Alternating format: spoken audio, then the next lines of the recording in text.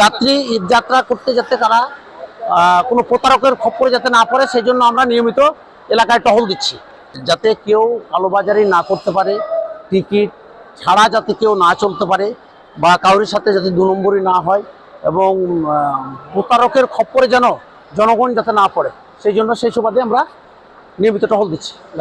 এলাকার পরিস্থিতি স্বাভাবিক না, কালোবাজারের টিকিট এখন পর্যন্ত কোনো আমাদের কাছে এসে পৌঁছে নাই, তাও আমরা দেখতেছি, তৎপর চালিয়ে যাচ্ছি। আমরা এই পুরো প্ল্যাটফর্ম কমলাপুর রেল স্টেশনটা পুরোটাই আমরা আমাদের নজরদারিতে রয়েছে। আমি র্যাব 3 ডিডি মোহাম্মদ নাইমুল হক। এবছরে এই যে যাওয়ার পথে খুব ভালো লাগছে যে ভিড় নাই, তারপরে আমরা খুব সহজেই যে ট্রেনে উঠতে পারছি, এই বাড়িতে যাব, সবাই মিলে ঈদ করব। এই কতদিন পরে বাড়িতে যাচ্ছেন?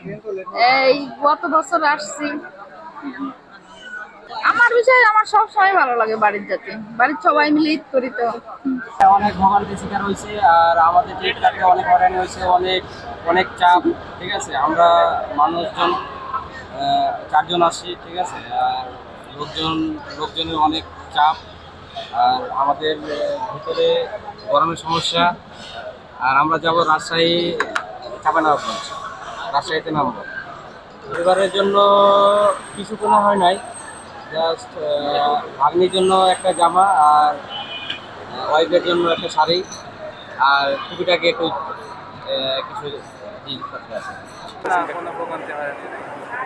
বিগত বছরের চেয়ে এবার যাত্রীরা হয়রানি শিকার কম হচ্ছে, ভালোভাবে যাইতে পারতেছে। এরকম মানে স্টেশনে এত লোকজনের চাপ কম, ধাপে ধাপে ছুটি হয়েছে গার্মেন্টসগুলো, যার কারণে আমরা অনেক স্বস্তি বোধ করতেছি বিগত বছরের। অন্য বছরে এই যে আপনি এই যে প্ল্যাটফর্মে বসে আছেন, অন্য বছরে এখানে কেমন হতো আর এখন কেমন? অন্য বছরে হয়তো আমরা এই জায়গায় পাও রাখতে পারি নাই, এমন পজিশন ছিল, কিন্তু এবারে মানে উত্তরবঙ্গের মানুষের জন্য আসলেই সত্যিকার অর্থে স্বস্তি দেয়।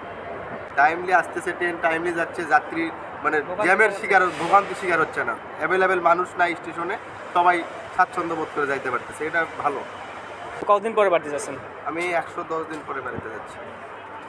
এরকম দিন মনে রাখার কারণ কি? মানে দিন মনে রাখার কারণ আসলে নারীর টান, পরিবার, বাবা মা, স্ত্রী, বউ, সন্তান সবাইকে আসলে দূরে রেখে কর্মস্থলে কর্ম করা, প্রতিটা দিন মানে হিসাব করেই চলতে হয়। পরিবারের জন্য কি কি কিনলেন বা কি কেনাকাটা করলেন?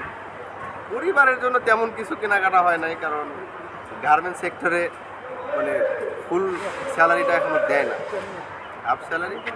যাই হোক, আলহামদুলিল্লাহ যা কিছু কিনছি যথেষ্ট।